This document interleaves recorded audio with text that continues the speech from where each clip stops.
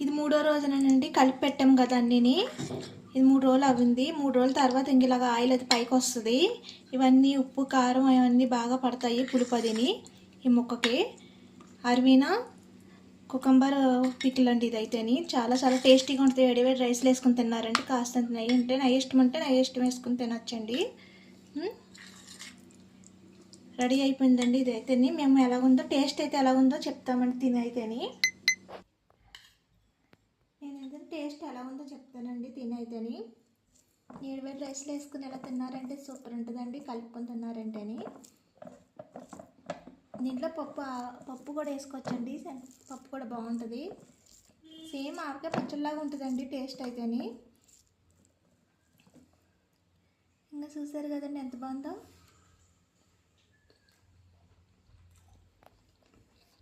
నిజంగా బాగుందండి, చాలా బాగుంది. తప్పకుండా మీరు ట్రై చేయండి. వీడియో నచ్చితే కామెంట్ పెట్టండి, లైక్ చేయండి. చూస్తున్నారు కదండి, లైక్ చేస్తారు మీరు, షేర్ చేయండి. పూర్తిగా చూడండి వీడియో అయితేని. అందరికీ నమస్తే. నేనైతే ఆవకాయ పిక్కులు పెడుతున్నాను. అర్మేనియా కుకుంబర్ కూడా అంటారండి దీన్ని అయితేని. ఇదండి పొడుగు కీరా అన్నం కూడా అంటారండి ఇదైతేని. ఇలా పొడుగ్గా ఉంటది కదా, ఇది చాలా మంచిది హెల్త్ కూడా. సేమ్ టేస్ట్ అయితే కీరా లాగా ఉంటది. చూస్తాక తింటాక కూడా ఇది మామూలుగా కూడా తినేచ్చు. ఇది అదొక వీడియో చేస్తానండి, ఎలా చేయాలో ఎలా తినాలో నేను చెప్తానండి ఇదైతేని.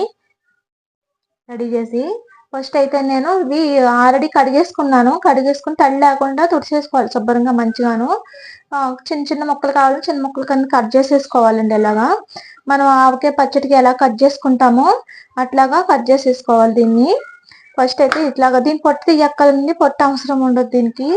పలుసుకుంటది కదా తొక్క.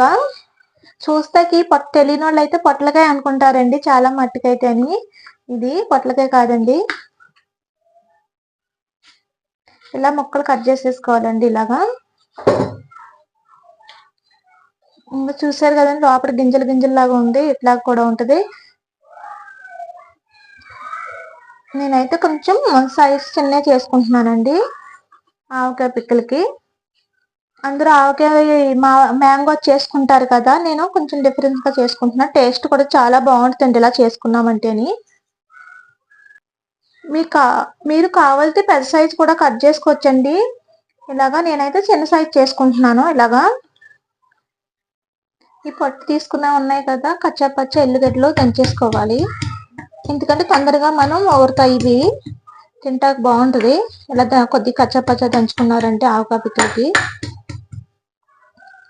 మనం ఇది తడిగా ఉండకూడదండి, ఎందుకంటే తడిగా ఉంటే పచ్చడి పాడైపోతే. ఇలా చేసుకున్నది తడి లేకుండా శుభ్రంగా కొంచెం బాగా తుడుచుకోవాలి. కడిగేసుకొని ఇలా దంచేసుకున్నాను కదండి. ఇలాగా కచ్చపచ్చ దంచేసుకోవాలి చిన్న ఎల్లిగడ్డలు అయితేని. ఫస్ట్ అయితేనండి ఆవాలు తీసుకోవాలి. నేనైతే ఒక 5 స్పూన్లు ఆవాల పిండి చేసుకోవాలి కదా దీనికి, ఆవకాయ పిక్కలు చేసుకుంటాకి.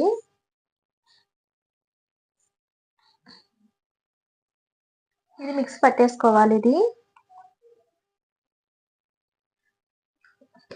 చూసారు కదండి, ఇంక ఇలాగా మిక్స్ పట్టేసుకోవాలి ఆవాల పిండి అయితేని.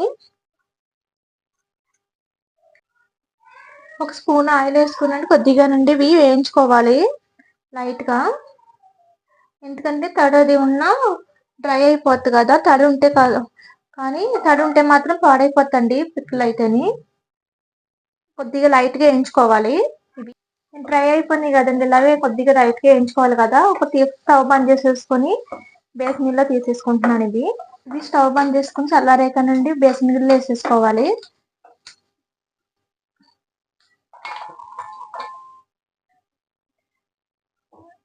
తీసేసుకున్నాం కదండి, ఇందులోనే సాల్ట్, రుచి సరిపడినంత సాల్ట్ కూడా వేసేసుకోవాలి. నేనైతే సాల్ట్ కూడా యాడ్ చేసేసుకుంటున్నానండి ఇందులోని. చపాతీ పెంచుకున్న ఎల్లిగడ్డలు ఉన్నాయి కదండి, అవి కూడా యాడ్ చేసేసుకోవాలి ఇందులోనే మనం మిక్స్ పెట్టుకున్నాం కదా, అది కూడా యాడ్ చేసేసుకుంటున్నాను. యాడ్ చేసేసుకుంటున్నానండి ఆవాల పిండి అయితేని. ఆవాల పిండి వేసుకుంటాం కదా, సేమ్ ఆవకాయ పచ్చడిలాగా ఉంటది ఇది. మనం టేస్ట్ కూడాను నేనైతే ఒక 5 స్పూన్లు కారం పొడి కూడా వేసేస్తున్నానండి.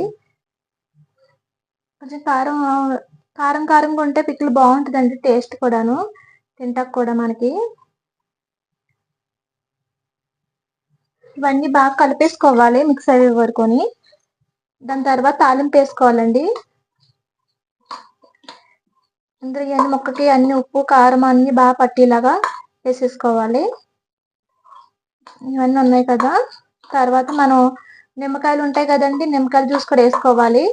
లెమన్, ఆయిల్ కూడా యాడ్ చేసుకుంటున్నాను ఇందులో అయితేని. తాలింపులు వేస్తాం కదా, కొంచెం కొద్దిగా వేసుకొని కలుపుకోవాలి.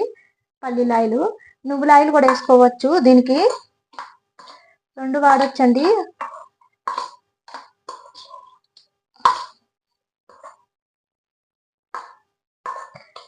అన్ని కలిసిలా కలుపుకోవాలి. ఇది పక్కన పెట్టేసుకుని తాలింపు వేసుకోవాలి. ఇప్పుడు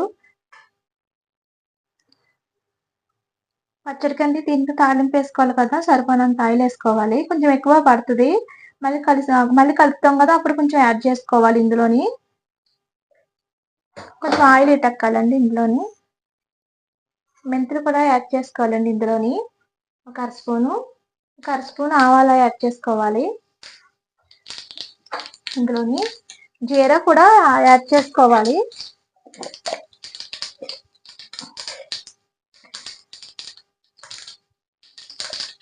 ఆయిల్ చల్లారాక మనం కలుపుకున్నా ఉన్నాం కదా ఒక పికిల్కి, దాంట్లో యాడ్ చేసేసుకోవాలి ఈ ఆయిల్ కూడాను.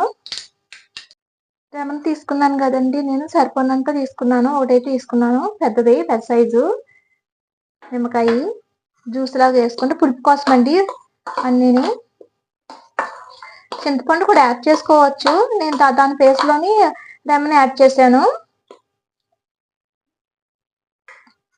తాలింపు వేసుకున్న ఆయిల్ ఉంది కదా, ఇది పోపు అంతా దీంట్లో వేసేసుకోవాలి.